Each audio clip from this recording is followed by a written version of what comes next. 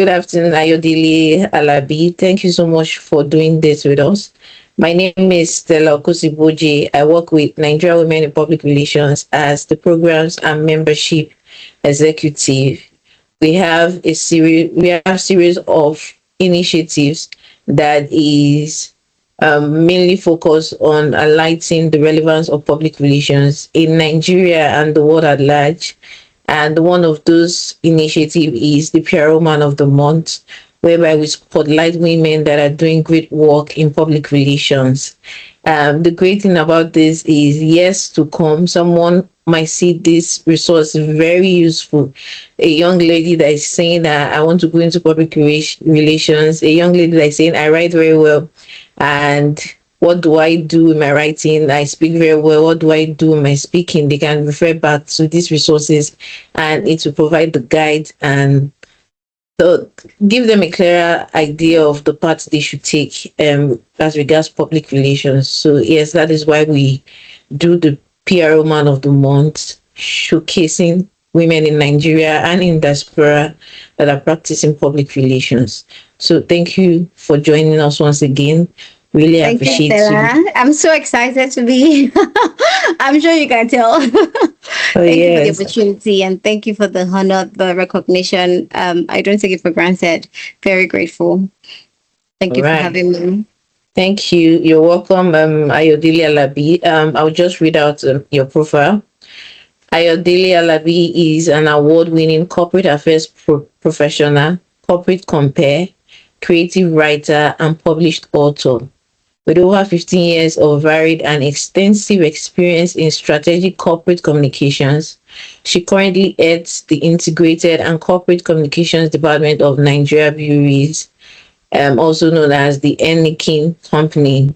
With a first-class degree in communications and a master's degree in business management, Ayodele's extensive working experience has covered areas such as corporate media management, investor relations, sustainability communications, reputation management, government relations, diversity, equity, and inclusion engagement, crisis and change management, digital campaigns, and special event direction.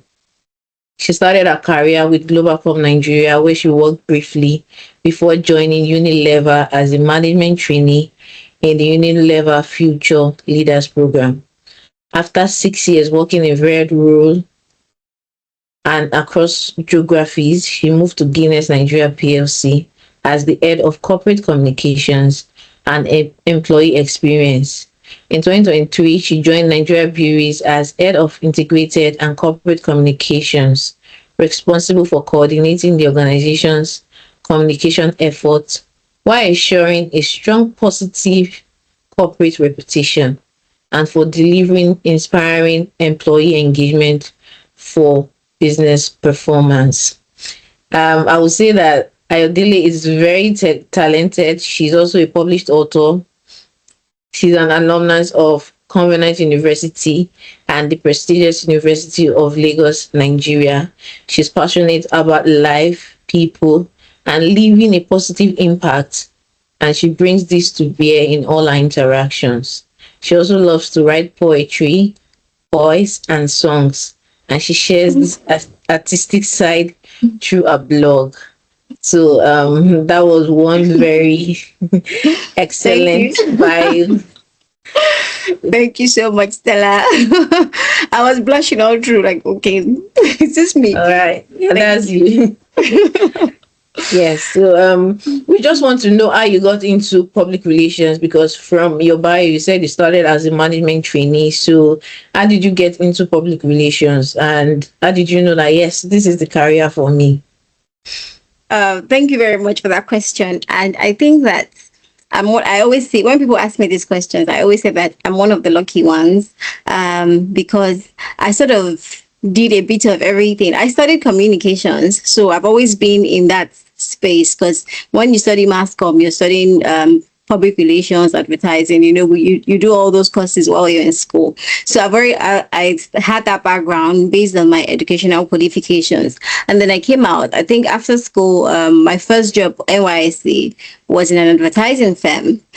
So I was there for, the entire NYC year. And I was able to know that, okay, this is not what I want to do. Yeah. So, but I did that for 1 year. And after my service year, I was going to be retained. But I told them, you know what, thank you very much. But I think I'll try another part of communications because, comms is just so broad. And after that, I did a short stint at a production company. So, that's also media, content production. So it was exciting because we're always carrying cameras around to shoot content for radio. But it was stressful. I was like, no. That's why I typically don't always even include it in my CV or my resume because it was just a short. I think I barely did like 4 months. I realized I can't cope because we were traveling a lot. And I'm like, no, this one is not for me. It was a bit too stressful for me at that time. So it's like, let me try and get something else. And luckily for me, I think Globalcom came about and it was mostly client servicing. And then I got into the management trainee program at Unilever. So I think after going through all of that, when I got into Unilever, I got into Unilever as a human resource management trainee. But I already knew that I didn't want to do human resources. I knew that I always wanted to do PR and communications. So one of the first conversation I had with my coach then, who was the HR director, was to say, I know that this is the management training program for HR, and that means you ordinarily go around all the functions, but you end up in your home function, which is HR. But I let her know that I do not want to end up in HR. I want to do PR. So if there's any vacancy in corporate affairs, please just throw me in there. And because the company Unilever is a listening organization, that was exactly what happened. Once I finished the training program, I was just put into the corporate affairs team, and that's how I've continued my journey along this line and enjoying it so far. Honestly, I don't know what else I'll be doing. Thank you, Stella. About the part that you said you ran because the content creation was too much. You moved from another. It's good to know what you like, what you can do, and what you cannot do. And I always know that this is what I can do, this is what I cannot do. And so I ran. I won't lie. Don't mind me. Anybody listening, don't run. No, it's fun. But for me, no, the stress outweighed the fun. And there's also something I got being clear on what you want to do. You talking to your head of department that yes, HR is nice, but that is not what you want. I think having this clear part and actually speaking up, because if you say I want something and not speak about it, it won't happen. And I would say that the culture of the organization was also very top notch, because for them to listen to you and actually put you in the place that aligns with your passion, that was a very good one. Yeah, thank you. You're right. Okay. So we just want to also know about some successful campaigns or projects you've worked on, especially as the head of corporate communications and internal communications, managing employees, the company's reputation. So what are some successful campaigns or projects you've worked on? There's so many, honestly. Let me see. Well, okay, maybe I can speak about because as a PR person, your job is mostly, ensuring that you keep the reputation of your organization, intact, building that positive image, positive reputation, relationships with stakeholders and even the general public. So key for a PR person in an organization is media relations, especially when it comes to financial communications. So I've worked with publicly quoted companies for a long time in my career. So I've worked with Unilever, publicly quoted, Guinness publicly quoted, and now Heineken also publicly quoted. So for us, financial information management, it's important. So the process of actually doing that is one of the very exciting projects that I have to work with, especially because I'm a comms person and not a finance person. So whenever we have to do financial reporting and financial communications to stakeholders, be it the NGX brokers, etc., that it gets me excited because I'm excited about the numbers, even though I'm not a guru and I don't know it. I tend to lean a lot on my finance colleagues. But yes, ensuring that we inform our stakeholders about how the business is doing, and using that information and using that communication and the project in itself to shape how your organization is perceived by the investing community. I think I would call that one of my most exciting projects that I get to work on periodically, because it happens periodically. Yeah, I would say that. That's for external. For internal, a lot, because I'm also passionate about spreading energy and spreading joy. So I think the role that I see in fits directly into my purpose as a person. So driving joy and driving energy within the organization so that people can use that energy to fuel their passion to deliver in their own roles. So that's all, different campaigns to bring that to life. It's is really, really what excites me as a person.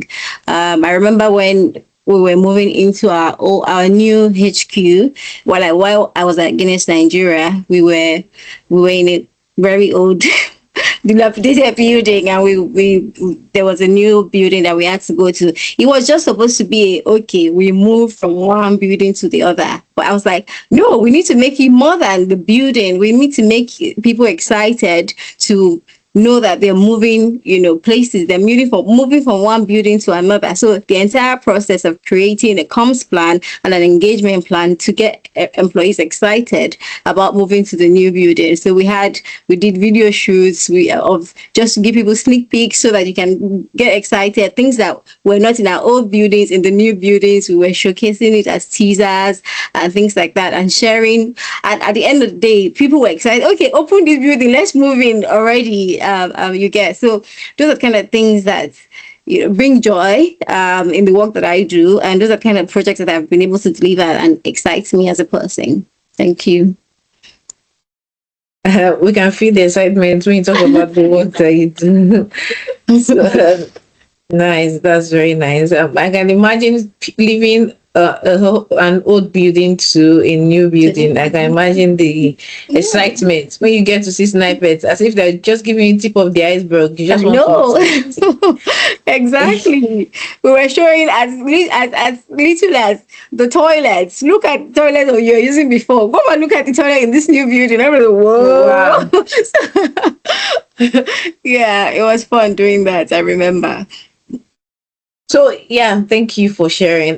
We also want to know how you collaborate with other teams or departments within your organization to align your PR strategy with the broader business goal. I know you mentioned having to work with the finance team.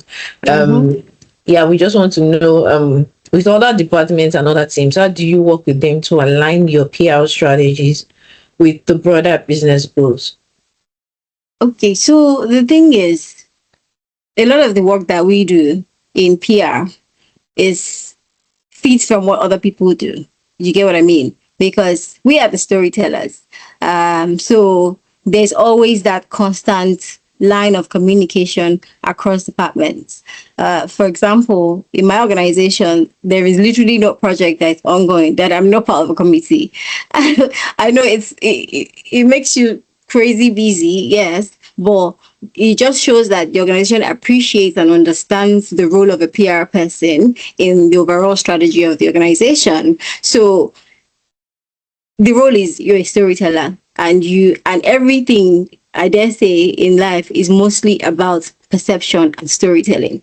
You can tell a story of something horrible and tell it in a way that looks so beautiful that people will believe you. And that's why it's important that all organizations keep those lines of communication and collaboration open across for different projects, for the entire strategy. So we come together as an organization to develop strategy.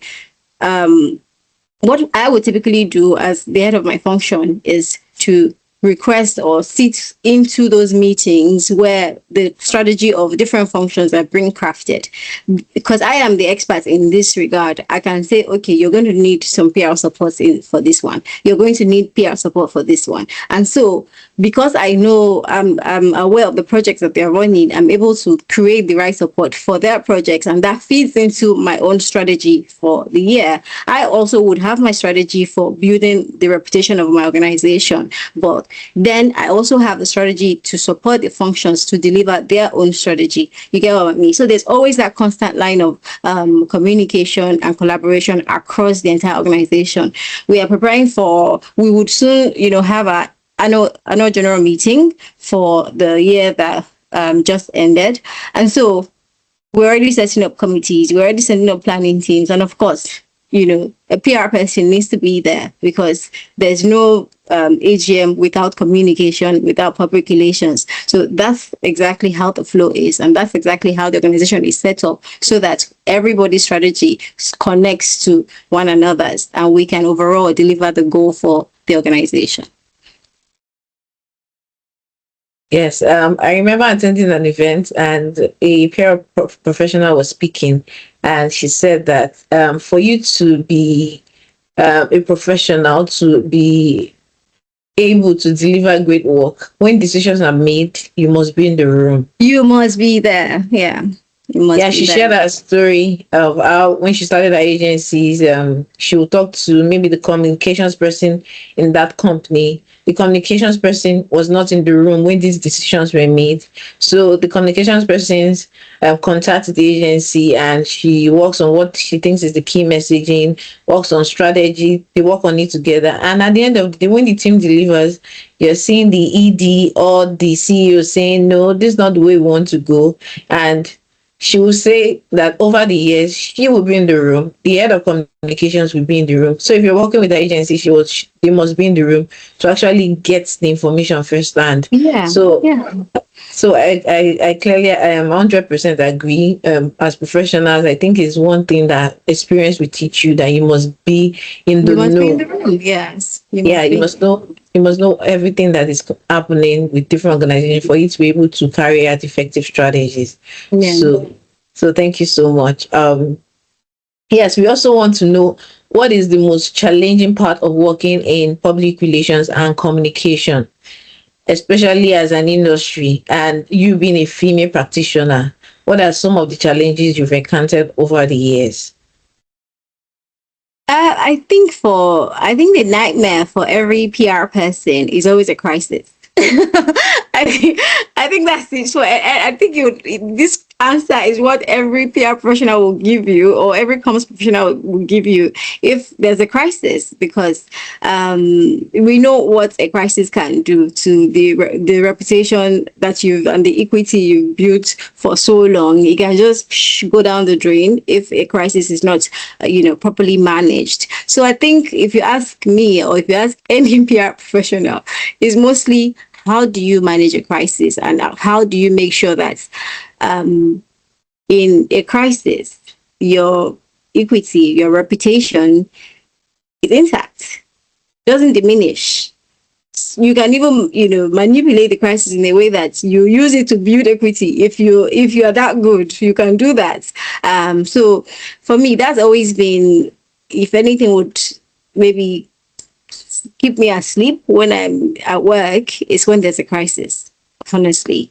But the good thing about it, also a good PR person also has a crisis management strategy, so that it's not when a crisis happens that you begin to run around like a headless chicken. It's, you already have a strategy, you already know the buttons to press and the moves to make, just so that you can manage your crises and mitigate any negative publicity that would have come. Yeah, so I think that's it. But challenging in the sense of the word, I don't. It's challenging, yes, but something I look forward to challenges. I I was just having a conversation with my boss this morning, and because it's really busy times, it's the beginning of the year, so it's different strategies. And as I said, I'm literally part of every critical project across the organization. And so we had a check-in this morning, and she was like, "Oh, are you okay? I feel like you're so stressed out." I'm like, "Do I look stressed out? I'm very happy. I'm very excited." I'm very excited for all the stress and all the challenges, because that's just the way I approach it. Honestly, I approach it positively, that okay, this is a mountain I need to overcome, and so yeah, it can be tough, but it's not something that is unsurmountable. That's what I would say. Oh, okay. So yeah, approaching it with a positive mindset. I think Always. with that, you've solved the challenge halfway there. So yeah, Honestly, and I love your that's the big energy. thing. Oh, thank you. Yes, yes, Thank because you. I think as a leader, is the energy is what drives other people to do the work. So when they are getting exhausted, they can actually take from your own energy and be able to do great work. So Yeah.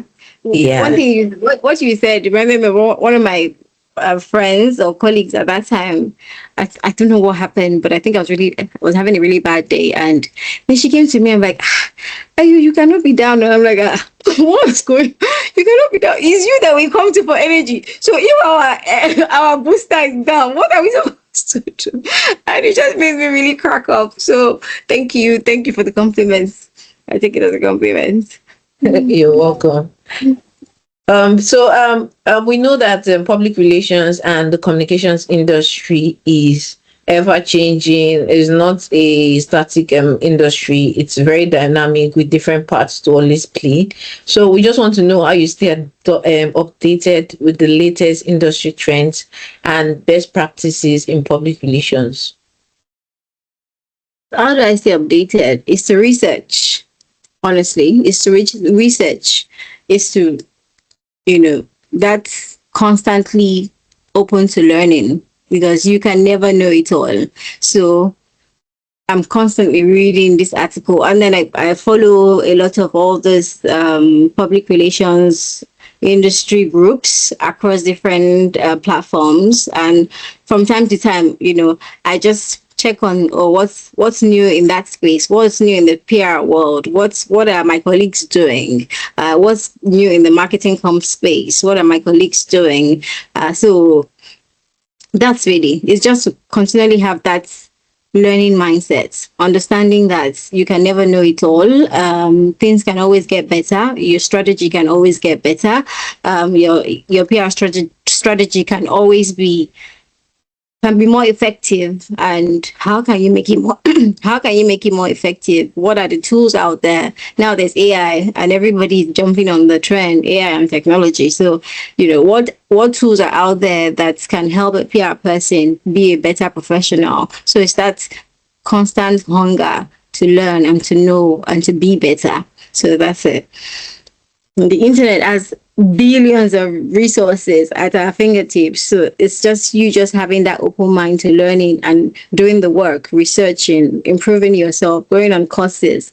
You don't have to be in a classroom these days to learn. You can learn on your phone. You can access LinkedIn Learning, a lot of free courses on there. Yeah, so that's what I do, and that's what I would advise anyone to do as well. All right, thank you. What I picked from there is hunger to learn and not just do things the ordinary.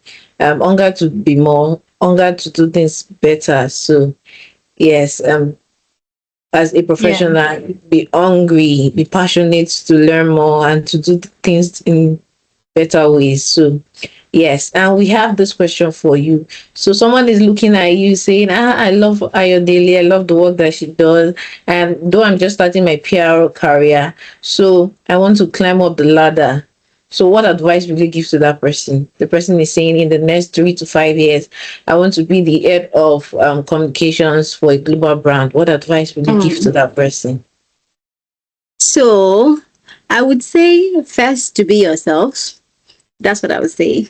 Um, there's always room for you. There's always room for everyone. Uh, Earlier on, let me share a short story. This energy that you commended just now and complimented, and a lot of people apparently do that now. There was a time when I was younger in my career, it was a problem. I won't lie. My bosses will come into the office and say, "Okay, you need to calm down." Yeah, they'll tell me, "Oh, you need to calm down. You need to." I remember having a conversation with a senior director at that time when I was at Unilever. She had called me because meant well, and he called me and said, I you smile too much. You're always in a good, high spirits.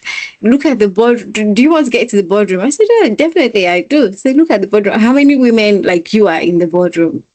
And I was like, okay, where are we going with this conversation? It's like, none. None, because it's tough for women, and then we have to put on this persona, and you can't be all smiley, and nobody's going to take you seriously, nobody's going to so I remember leaving a young me at that time. I left the office and I was wondering, wow, so I'm supposed to not be myself because I want to get ahead at work. And I remember struggling with that a lot. And but I took the advice, not, I didn't throw it away because I understood that they say if you're in Rome, act like the Romans and everything. So I understood that I needed to read the room. Read the room always. It's very important as a person. So yes, we always say be yourself, but be yourself in the confines of the environment that you find yourself, so that you're not, shooting yourself in the foot in the B2, being yourself in quotes. So I think that's important. And I think that focus on learning. I spoke a lot about learning when you asked me the previous question. I think it's important to want to learn and have that humility to learn. A lot of young people I see these days want to go the fast route, want to, at 30, I already want to be a head of department. There's nothing wrong with that, honestly. It's a great ambition. But there's also nothing wrong with being the head of department at 40. There's also nothing wrong with it being at 50, you get, because I just take your time, learn the ropes. You don't want to get to the top and you realize you're empty, because that's the one that would be horrible. So take your time, learn the ropes, be humble, nurture meaningful relationships, honestly, across your industry, wherever you work, because it's people pull you up. People will pull you up, and so you cannot do without people. When you work with people, let them see your value, let them see the impact, let them see what you bring to the table, because nobody likes a lazy person. So it's not just sucking up to someone, it's bringing impact. If you work with a boss, leave and let that boss miss you that you're not around. That's what I mean. And then also try and know people beyond the workspace, care for people, show empathy, show understanding for their lives. Yeah. And what would I say again? Know where you're going so that you can map out how to get there. So an easy way to do that is you can just identify someone who currently sits where you want to sit in, and then maybe look at their life, look at their career trajectory. How did this person navigate this and get to that point? And then you can begin to build on that, take deliberate steps. No two journeys are the same, certainly, but at least you can learn from other people's experiences, and you can shorten your own learning trajectory, and you can move faster. Yeah, that's what I would say. Keep learning, stay humble, and yeah, and be open to new connections. Yeah. All right. What stood out for me is be yourself or read the room. Very important. Because Very important. it's very important, because I can remember I worked in an organization and it was a new month. So I said, Happy New Month. And my MD at that time said, What's supposed to be happy? What? Like, yeah. And I realized that nobody says Happy New Year. in this organization. Yes. So Yeah. you just be looking when you do things Mm. that like when you're a remark like a Roman. So yeah, be yourself, but read the room. Know when you're supposed to speak out loud. Know when you should give out pleasantries. Know when you should do certain things because of where you find yourself. So you'll not be looked Mm-hmm. at in a certain way. So Mm-hmm. yes, I Yeah. think I learned that in a hard way. I never said that feeling once again. But there's also room to bring something new to the table. Honestly, there's also always that opportunity. You just find it. So if this place is a certain type of way and you feel okay, this we can do this better, it's in your presentation, it's how you land the message you get. So I'm all for always read the room, be yourself, but also don't be afraid to be different. Don't be afraid to be different. And so because that has worked for me all through my career. So I read the room, but I never necessarily changed myself to conform to a particular space, and it's worked out for me, and I know it worked out for you too. All right, thank you. Thank you so much. That's all the questions we have for you. I don't know if you have any last words for us. Okay, I think my last words will be thank you. Thank you for the recognition. I said when I got that email, I was very excited.